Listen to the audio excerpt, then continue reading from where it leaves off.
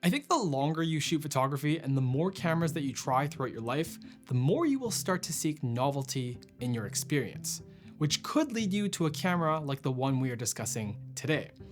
This is the Leica M6. It's as expensive as it is beautiful. But what makes it such a sought after film camera when there is a nearly endless amount of 35mm camera options on the used market? Why do so many people want the M6 specifically? Today, I want to answer a few questions. Why is the M6 the golden child among film enthusiasts? Is it worth shooting 35mm film today? Is there any actual magic in the experience of the Leica M6, or is this camera sentenced to being the most hyped film camera ever? This video is supported by lttstore.com, more on them a bit later. I'm coming at this video as someone who isn't really much of a film enthusiast. Like you probably did, I started out shooting digital, and while I have casually shot film over the years, the overall cost of it has kept me away for the most part. That being said, I am really curious about why film has seen such a strong comeback since 2020, with the prices of film cameras exploding over the last several years.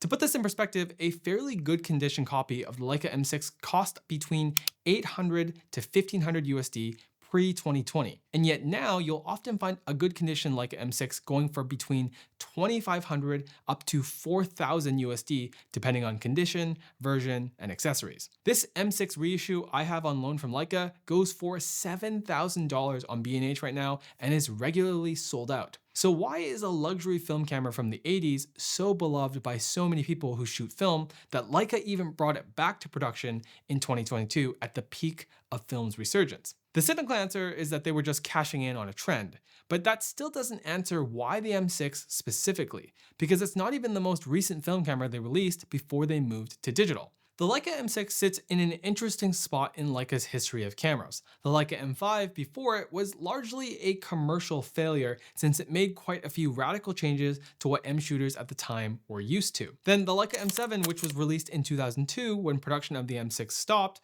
introduced aperture priority, automatic exposure, powered by electronics in the camera, which meant that you were required to have a battery in order to fire the shutter at most shutter speeds. The problem with electronics in older film cameras is that they are a significant point of failure, which can be difficult to fix today because these cameras are no longer in production, and parts can be difficult to come by if you can even find someone who knows how to fix one near you.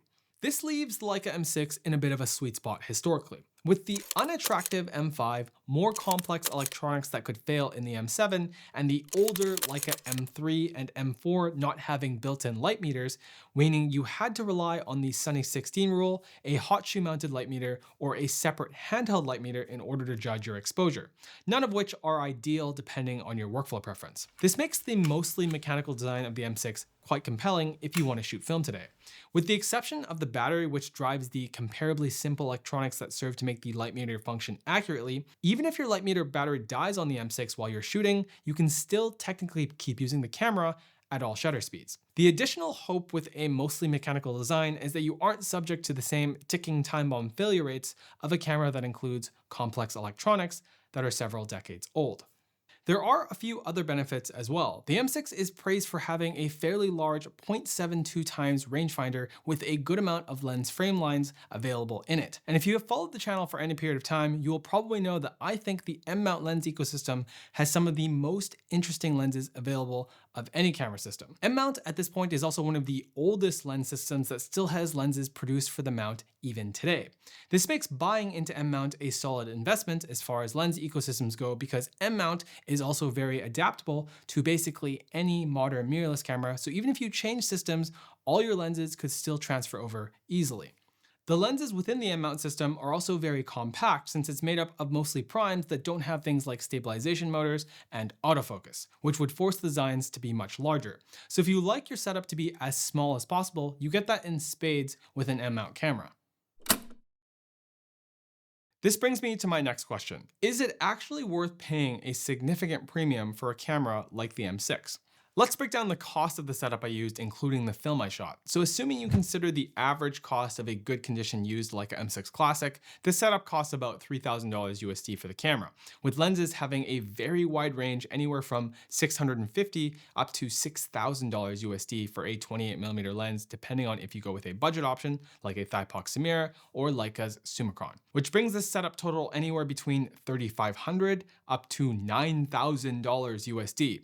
Then there's the 7 rolls of film that I shot over the last 4 weeks, which with the cost of film, development, and scanning cost about $44 USD a roll for Leica Monopan and $46 USD for Kodak Gold, which works out to a blended average of about $1.27 USD per shot. Now, it's impossible to come up with an accurate average of film that you might shoot in a given year, but here's a rough average yearly cost at different total rolls shot across a year based on what I paid for these recent rolls, assuming you are working with a lab for development and scanning. While the M6 is an extremely fun camera to shoot with, when you add up the cost of a lens, film, development, and scanning, even on the low end, you are easily spending close to $4,500 USD just in your first year of owning this setup. Which brings me to my next question. Is shooting 35mm worth the overall cost? And why has film become so popular that it's driven up all the prices of old cameras like the M6? Let's tackle film's value first. The image quality playing field amongst digital cameras today has largely equalized. So the main lever that differentiates every brand's camera is the experience. When I was shooting with the M6, I wasn't really concerned with image quality as my top priority because when shooting 35mm, sharpness really isn't the main point, especially when you compare it to digital. The experience of shooting 35mm today, as I see it, has multiple layers. The simplicity of a film camera compared to a digital camera, you have a finite amount of shots per roll, not well over 1,000 from an SD card. There is a financial cost attached to every frame, which forces you to consider every shot carefully. You don't get the instant gratification of knowing that you nailed a shot right away. The result of all of these elements is what I would call good constraints. There's a slight challenge to every shot and a deeper reward that comes with a successful shot once you get your film back. Here's an example shot I got of my sons on the last roll of Kodak Gold that I ran through the M6. There is nothing special about this image from a technical standpoint, but the fact that I got both of them in the shot together without one of them running at the camera and they are in focus on a manual lens on film was incredibly satisfying. This is a level of satisfaction that I don't always get from shooting digital, and it makes photos like this more memorable overall, at least for me. If you've ever had to take photos of children, you probably understand that they'll never make it easy for you. The M6 did a good job reminding me that shooting film extends the process of photography from start to finish in a good way. It deepened my enjoyment of shooting with it because I gave even average shot opportunities even more care than I usually do. Digital excels at making every step of the process faster, which is great when you want to save time, but also makes the experience of photography pass you by almost too quickly sometimes. You can't easily be as passive shooting film as you can be shooting digital, and I came to value that a lot as someone who doesn't shoot film that often. Looking at it this way, why film has seen a resurgence since 2020 feels pretty clear. You probably had a desire for something tactile, slower, and that required some intentionality every time you press the shutter. It's also just a pretty fun way to change the way that you work.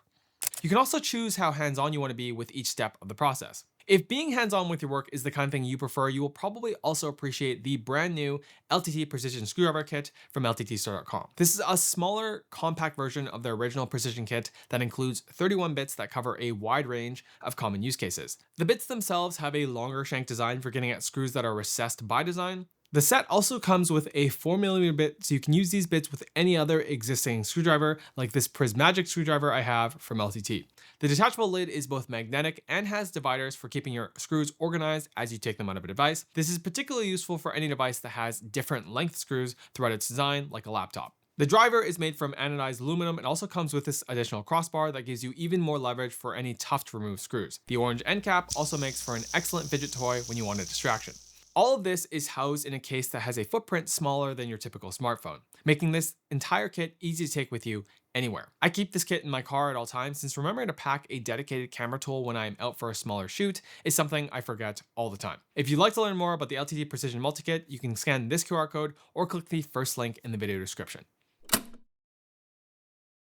Okay, let's get into my actual experience with the M6 over the last month or so. As some of you guys may have seen, I recently did a video with Linus Tech Tips on a new home film scanner that HP released, and for that video, I shot a bunch of rolls of film so we could compare different scanning methods to the relatively affordable HP scanner. It was a fun video that you can watch here once you're done watching this video. After shooting quite a few rolls of both Kodak Gold 200 as well as Leica Monopan 50 black and white, I got a really good sense of the actual experience of shooting with the M6. Now, I own a Leica M10 and I'll probably make an entire video about that camera in the near future, but one thing I've never really gotten on board with despite owning an M camera is the rangefinder experience. If you don't know what I'm referring to, here's a quick explanation. The optical viewfinder on any rangefinder camera focuses via a focusing patch. Essentially, you see two ghost images in this patch. To focus your shot, you need to align the two images perfectly so you only see one single image.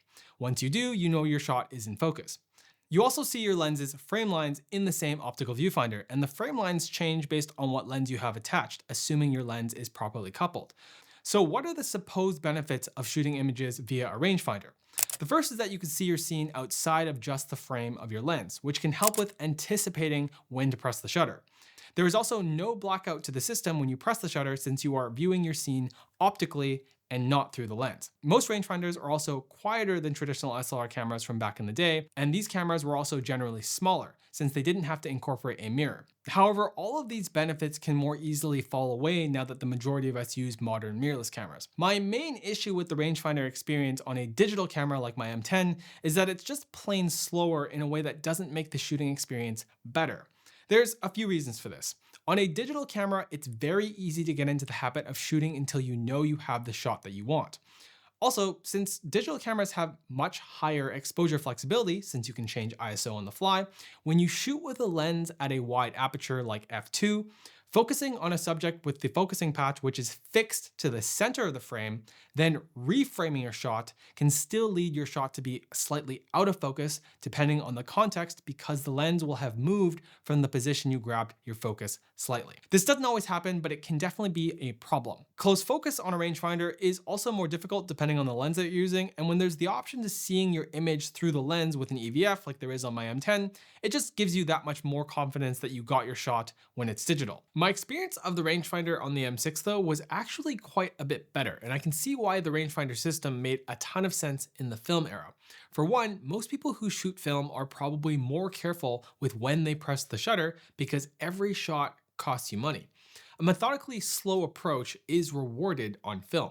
Then there's the actual focusing. I shot mostly Kodak Gold 200 on the M6, and even accounting for overexposing the film by a stop, I was still quite often shooting between f4 and f8 during the day, which meant that my depth of field was fairly deep. So even when I grabbed focus with the focusing patch and reframed, I was never really concerned that my shot would be out of focus because my stop wasn't that wide. Now, I also could have used zone focusing to get around using the rangefinder at all, but I actually came to really enjoy shooting with it on the M6. Because I couldn't check my shots as I went, it became much easier to stay present and just focus on my surrounding, which was more liberating than I remember when shooting film in the past. I have to give credit to Leica because the M6 really is a very frictionless, simple shooting experience. Not thinking about batteries, if I had the right autofocus settings on the camera, how much memory I had left on an SD card, or chimping on the back of my camera after every shot, really did make the entire shooting experience feel more immediate and almost meditative. There's nothing about the camera itself that distracts you from using it. It has one simple purpose: take the best photos that you can. Every digital camera has continued to just add features and complexity over time. This isn't a bad thing for digital cameras, but when you take away all of that for the simplicity of the M6's analog shooting experience, it's hard not to enjoy it. Everything about the camera feels really nice. It feels well built, advancing the film is tactile and satisfying, and even rewinding the film feels good. Despite all of these good aspects though, there were definitely things I didn't like about the M6. First, the ISO dial on the camera is kind of difficult to use, and while I am not certain of the material on the internal part of the dial, it feels like it's made out of plastic, which, considering the rest of the camera's build, stands out as a weak point.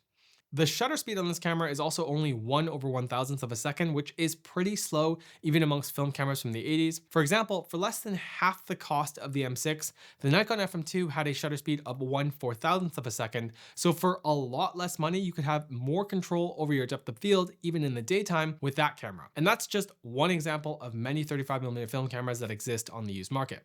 Next, even though I enjoyed the rangefinder experience more on film than I did on digital, something I noticed once I got my film back was that many of my compositions weren't as precise as I wanted them to be. Even with the M6 having a good selection of frame guidelines in camera, when you aren't seeing what the lens sees, there is still a chance of there being some variance in what your final composition looks like compared to what you thought you shot. Cropping can obviously help fix this sometimes, but it's not the perfect solution, and it also means you lose more of your image's resolution than you would have if you were seeing shots more precisely through the lens. I can imagine that it may be possible to adapt to this over time once you assess your composition habits, but personally, I prefer not to have to factor that in when I'm shooting on film. The other quirk I ran into even on the reissue version of the M6 was getting strong flare in the rangefinder patch. I'm a big fan of shooting images backlit. The problem with that is that the sun is often pointing directly on me for any given shot. This led me to have many moments where the rangefinder was just reflecting the sun, leaving me unable to tell if my shot was in focus relative to the composition that I wanted. That being said, the more I used the M6, the more I felt like I started to really get why this camera is so well loved. The shutter is super quiet, which is particularly nice when you are shooting in a crowded place. It's a very lightweight camera, so carrying it around feels effortless. I spent most of my time with the Leica Summicron 28mm f2, and this lens is top notch, though you definitely pay a hefty sum for this particular combo.